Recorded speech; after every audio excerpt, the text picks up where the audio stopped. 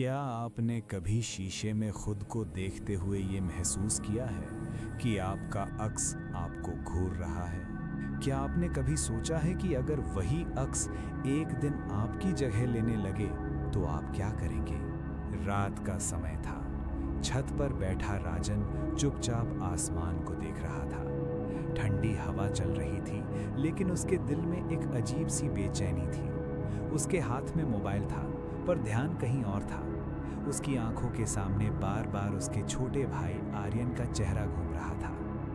माता पिता के गुजर जाने के बाद राजन ही आर्यन का सब कुछ था। भाई भी, दोस्त भी और कभी कभी पिता भी। वो सख्त दिखता था, लेकिन अंदर से हर पल डरता था कि कहीं वो अपने भाई को खो ना दे। कुछ दिन पहले ही वो पुराने बाजार से एक पुराना शीशा लाया था। न जाने क्यों उस शीशे ने उसे अपनी ओर खींच लिया था। दुकानदार ने जाते जाते बस इतना कहा था, इसे घर में लगाने से पहले सोच लेना। राजन ने उस बात को मजाक समझकर टाल दिया। आर्यन शांत स्वभाव का लड़का था।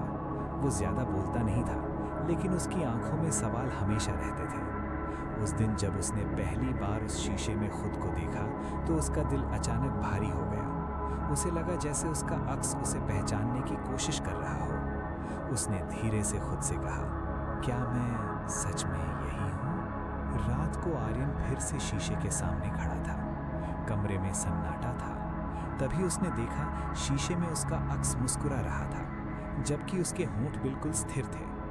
आर्यन के शरीर में सिहरन दौड़ गई। उसी पल शीशे के अंदर से एक ठंडा हाथ बाहर आया और उसने आर्यन की कलाई पकड़ ली। आर्यन चीखना चाहता था, लेकिन उसकी आवाज़ जैसे गले में ही फंस गई। उसे लगा जैसे कोई उसके अंदर झांक रहा हो। उसके डर, उसकी कमजोरियों, उसकी अधूरी इच्छाओं को पढ़ रहा हो। एक झटके में सब खत्म हो गया। सुबह जब राजन उठा, आर्यन कमरे में नहीं था। शीशे के सामने खड़ा वही आर्यन था, वही चेहरा, वही आवाज, वही चाल। लेकिन राजन का दिल मानने को तैयार नहीं था। तू ठीक है ना? राजन ने पूछा।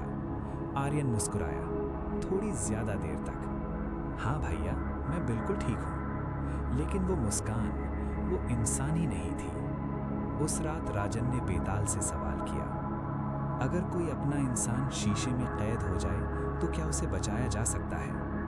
बेताल की आवाज भारी और डरावनी थी। राजन, शीशा इंसान का चेहरा नहीं, उसकी आत्मा देखता है। जो खुद को कमजोर समझता है, उसका अक्स मजबूत बनकर बाहर आ जाता है, और जो बाहर रह जाता है वो अंदर कैद हो जाता है। विक्रम ने धीरे से कहा, लेकिन इंसान पूरी तरह हारता नहीं है। अगर वो खुद को पहचान ले, अपने डर, अपने सच को, तो वो अक्स को हरा सकता है। पर अगर देर हो जाए तो अक्स ही उसकी जिंदगी जीने लगता है। राजन ने शीशे की ओर देखा। उसे लगा जैसे अंदर से कोई फुसफुसा रहा हो, भैया मैं यहाँ हूँ। उस रात के बाद राजन ने कभी शीशे में खुद को ठीक से नहीं देखा। और अब जब आप ये कहानी पढ़ रहे हैं, अगली बार शीशे के सामने खड़े हों तो ज़रा ध्यान से देखना, कहीं आपका अक्स एक पल ज़्यादा तो नहीं रुक रहा। और अब जब आप ये कहानी सुन चुके हैं, अगर आपको इस तरह की रहस्यमयी और सच्ची घटनाओं पर आधारित कहानियाँ देखना और सुनना पसंद है, तो हमारे चैनल हरी डार्क रियलिटी को अभी फॉलो करें।